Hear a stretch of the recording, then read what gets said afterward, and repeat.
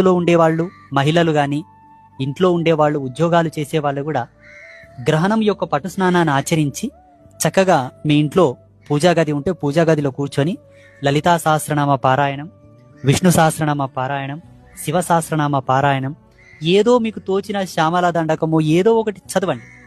ఓపిక ఉన్నంతసేపు చదవండి. చదివిన తర్వాత మధ్యలో లేసైనా, గ్రహణం విడిచిన తర్వాత అయినా లేచి అట్లా కూర్చోండి లేదా పడుకోండి.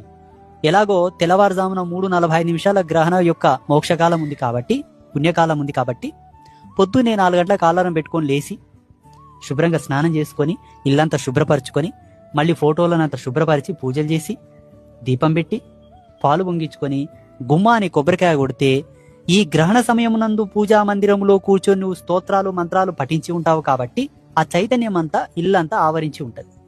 అలా పాలు పొంగించి గుమ్మాని కొబ్బరికాయ కొట్టగానే ఆ ఇంటికి పూర్ణ కళా ఆకర్షణ చేకూరుతుంది. ఎనర్జీ లెవెల్స్ అనేవి కూడా రివీల్ అయిపోతాయి.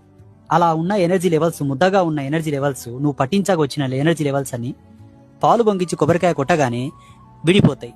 ఇల్లంతా చైతన్యవంతం అయిపోతుంది. ఈ చైతన్యం ఎన్నేళ్ళు నీకు ఉపయోగపడుతుంది?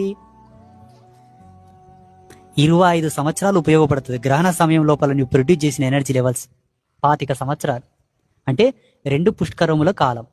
స్థితిలో ఉండేవాళ్ళు, మహిళలు కానీ, ఇంట్లో ఉండేవాళ్ళు, ఉద్యోగాలు చేసేవాళ్ళు కూడా గ్రహణం యొక్క పటు స్నానాన్ని ఆచరించి చక్కగా మీ ఇంట్లో పూజా గది ఉంటే పూజా గదిలో కూర్చొని లలితా సహస్రనామ పారాయణం, విష్ణు సహస్రనామ పారాయణం, శివ సహస్రనామ పారాయణం, ఏదో మీకు తోచిన శ్యామల దండకము ఏదో ఒకటి చదవండి. ఓపిక ఉన్నంతసేపు చదవండి. చదివిన తర్వాత మధ్యలో లేసైనా, గ్రహణం విడిచిన తర్వాత అయినా లేచి అట్లా కూర్చోండి లేదా పడుకోండి.